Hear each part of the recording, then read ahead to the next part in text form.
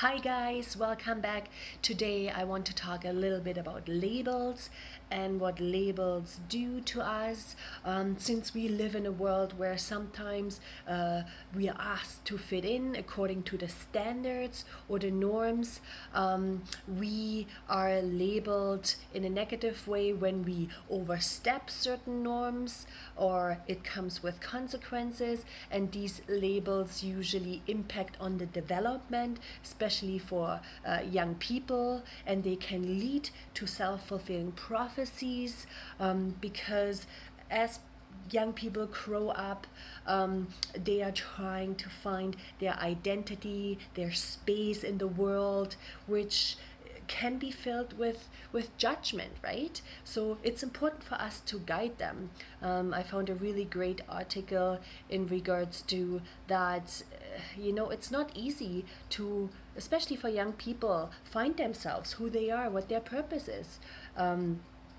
And that it takes practice to be able to be yourself without getting labels in the way. I used to define myself with labels all my life as I was craving this sense of belonging, and since I didn't know who I was, or I tried to find myself, I wasn't sure who I was, and labeling helped me define myself and made sense of my emotions, right? And made sense for me to be able to connect with others. And yet the hitch is that, they held me back from accomplishing things, and they can hold young people back from accomplishing things, because it's important for us to not label them according to what we think is right, because the issue of labeling is that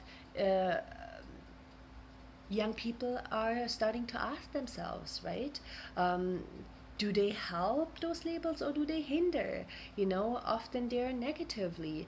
And for that, we have to have that open dialogue on how we can give children support intellectually, emotionally, socially, behavioral, without conforming to those traditional definition of labels giving to a child. Because if the labels are negative, they can have quite some negative impacts, right? Because some people might feel singled out or ridiculous. Some children see themselves as maybe inadequate or stop trying. It can um, contribute to low self-esteem.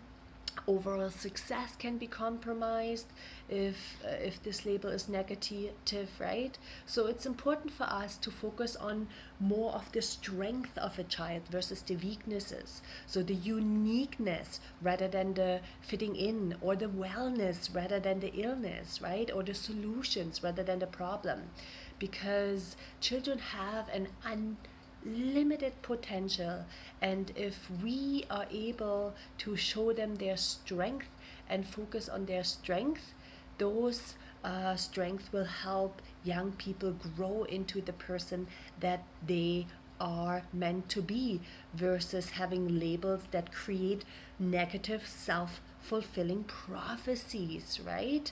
So it's really, really important that we stay focused on the strength of every young child and foster that.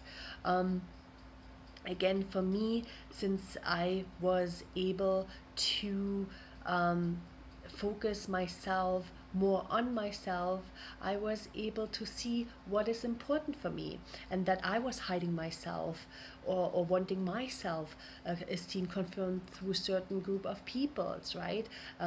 Sometimes you're hiding certain aspects of yourself from your friends because that shows that you have certain labels run in your life, and especially negative labels about yourself. And for me, I always labeled myself because it was a way of helping my brain to categorize people I know and the experiences I have, as well as the emotions that I feel.